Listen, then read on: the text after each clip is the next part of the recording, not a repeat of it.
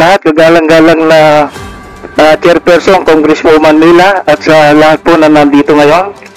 On behalf of National Senior Citizens Affairs for Social Justice and Development, mabilis lang po. Tungkol po sa Universal Social Pension, basahin ko lang yung aming ginawa.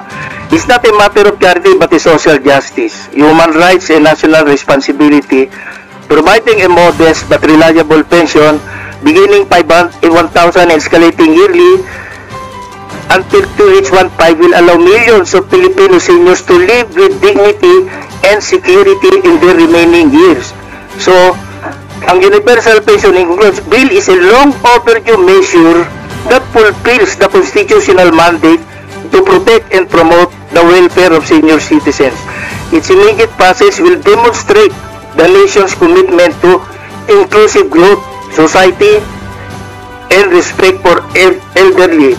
Sa funding naman po, from General Fund of the National Government with the DSWD as lead, at siguro naman, hopefully, sa National Commission of Senior Citizen, should be the lead implementing agency in coordination with the Department of Budget and Management. Baka naman siguro makasingit tayo dun sa insertion. Dito na lang ilagay yung iba sa ating Universal Social Pension.